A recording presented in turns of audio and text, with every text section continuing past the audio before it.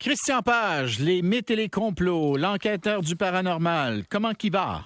Ben, ça va pas mal, Bernard. Tu vas nous parler le thylacine. C'est quoi ça, le ouais, un thylacine, là, c'est pas un lacine qui est petit, là. OK. Bon, une blague facile, Écoute, ça nous amène un peu dans l'univers jurassique. Tu vois un peu le contexte. Le thylacine. Bon, nous ici en Amérique du Nord, on a le Bigfoot. Les Écossais ont le monstre du Loch Ness. Ben pour les gens qui vivent en Australie, principalement sur l'île de Tasmanie, l'animal fétiche un peu légendaire et mythique, c'est le thylacine. À la différence du monstre du Loch Ness ou du Bigfoot, le thylacine a bel et bien existé. Et il est mort relativement récemment, si je puis dire, puisque le dernier spécimen est mort dans un zoo de Hobart, un zoo d'ailleurs qui aujourd'hui est désaffecté, mais Hobart, c'est la capitale de la Tasmanie. En Australie. En Australie. D'accord. Et cet animal, le thylacine, qu'on appelait aussi tigre de Tasmanie, n'a rien à voir avec un félin, hein. Même si on l'appelait tigre, c'est un marsupial. Il appartenait donc à la famille des kangourous.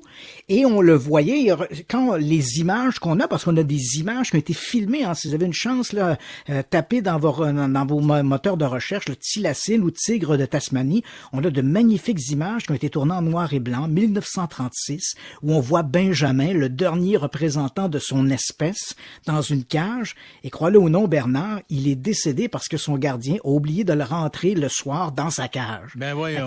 Il a fait particulièrement froid cette nuit-là, et quand le gardien est arrivé le lendemain, le thylacine était mort. Et c'est le dernier dernier spécimen, dernier individu de son espèce que l'on connaisse. Et depuis, la chasse au thylacine, c'est devenu un peu comme la chasse au Bigfoot, au monstre du Loch Ness. Chaque année, des dizaines de personnes reviennent des forêts, des zones forestières de la Tasmanie. On sait qu'il y a des régions très boisées dans ce secteur-là. Oui. Et ils reviennent en disant: je crois avoir vu un thylacine, je crois avoir pris une photographie, je crois avoir pris un film. Mais jusqu'à maintenant, Bernard, ça n'a jamais été convaincant. On a plutôt l'impression que les gens filment d'autres types d'animaux, des animaux qui sont proches des renards ou des trucs comme ça, et qu'ils croient que ce soit un thylacine. Quoi qu'il en soit, ce thylacine, pourquoi je t'en parle aujourd'hui? Parce que c'est une obsession un peu pour les Australiens, et c'est vrai qu'on a un spécimen relativement récent, puisque les derniers, c'est un animal, pour expliquer un peu sa disparition, Bernard, c'est un animal qui était excessivement répandu autrefois en Australie, sur l'île de Tasmanie et en Nouvelle-Guinée. Et peu à peu, avec les colonisations polynésiennes, tout ça, on a introduit de nouveaux prédateurs dans ces îles-là, alors que le thylacine trônait au sommet de la chaîne alimentaire, il n'y avait pas d'autres prédateurs. Mais quand on a commencé à introduire d'autres animaux, particulièrement le dingo, tu sais, ces fameux chiens sauvages australiens, quand on a commencé à introduire ça dans le pays, on a vu le nombre de thylacines diminuer. Et quand les premiers colons anglais se sont installés en Australie et en Tasmanie, on est au début du 18e siècle, là, à partir de là, on a considéré que le thylacine était un animal nuisible parce qu'il s'en prenait au cheptel des moutons et il s'en prenait également aux volailles. Et le gouvernement a autorisé la chasse au thylacine. À ce moment-là, il faut quand même savoir, Bernard, qu'on ne comptait plus à peu près que 5000 spécimens et essentiellement sur l'île de Tasmanie. Il avait disparu de la Nouvelle-Guinée, disparu de l'Australie. Et le gouvernement a encouragé sa chasse au point où on l'a exterminé. On l'a rayé de la map. Et le dernier spécimen, comme je l'ai mentionné, est décédé dans un zoo d'Hobart. On dirait que les Australiens, les Tasmaniens, mais les Australiens en général, sentent un peu un sentiment de culpabilité d'avoir fait disparaître un animal aussi remarquable. Parce que il avait une mâchoire qui s'ouvrait presque à 180 degrés. C'était un chien qui était en réalité un kangourou. C'était un animal vraiment exceptionnel.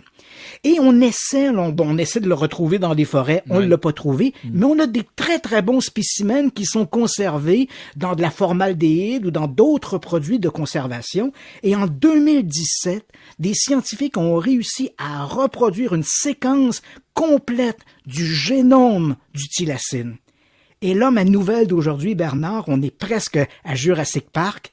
l'Université de Melbourne, qui a un laboratoire qui s'appelle le Thylacine Integrated Genetic Restoration Research Lab, Oui. viennent de recevoir une donation anonyme de 5 millions de dollars pour recréer le thylacine. Donc, ce que l'on veut, puisqu'on a réussi à le séquencer et les parties qui manquaient du génome, on a réussi à les réparer avec un numbat, qui est un autre animal australien, un autre marsupial australien, qui a partagé avec le thylacine un ancêtre commun. Donc, on peut réparer un peu la chaîne d'ADN. Là, maintenant, on a complètement la chaîne. On serait donc en mesure de pouvoir faire une manipulation génétique. Mais quand tu fais une manipulation génétique, c'est un peu pour ça aussi les dinosaures, c'est problématique parce que il faut un sujet hôte. Un coup que tu as ta cellule, faut que tu puisses l'implanter dans quelque chose. Or, en Australie, il y a plusieurs animaux qui sont des marsupiaux assez proches de ce qui était le thylacine. On pense le très célèbre diable de Tasmanie, qui est dans la même famille. Donc, on pourrait, à partir de la manipulation génétique, quand on aura la cellule modifiée, l'implanter dans un sujet hôte, qui serait notre diable de Tasmanie. Et les scientifiques se donnent à peu près 10 ans pour ressusciter le thylacine. Tu y crois, toi? Ah oui, j'y crois. Et écoute, c'est un animal qui est tellement proche, il est décédé depuis tellement peu d'années que j'ai aucune difficulté à imaginer qu'on puisse refaire cette séquence-là. Évidemment, c'est pas pour demain, parce que pour avoir déjà écrit sur la manipulation génétique, j'ai rencontré des scientifiques qui travaillent à l'école, en fait, à la partie universitaire de vétérinaire qui est à Saint-Hyacinthe, où on a le fameux taureau, le boc, là, on avait réussi à le reproduire, avec de la manipulation génétique. C'est pas aussi facile que ça. Mais d'ici 10 ans, je crois qu'on aura les outils nécessaires pour pouvoir réintroduire le thylacine. Donc, on va voir cet animal-là renaître. Vraiment, c'est un peu comme Lazare qui va revenir d'entre les morts. Mais il faut savoir qu'on a également une vision plus large, hein.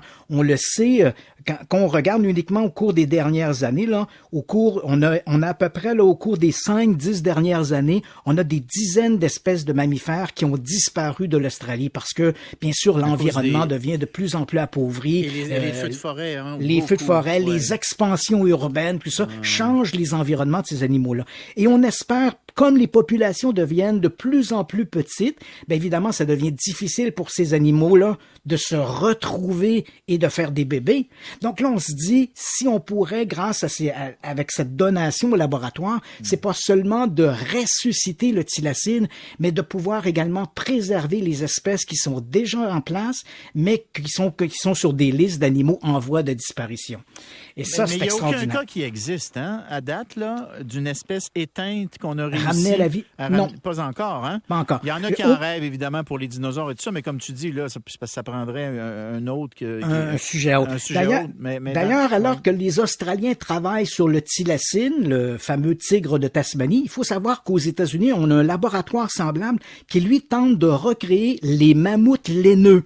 Et comme on a des bons candidats autres, hein, les éléphants, là aussi on pourrait assister. Ou les bisons peut-être. Les bisons. Donc on pourrait assister à la réapparition des mammouths laineux aussi. Les mammouths laineux.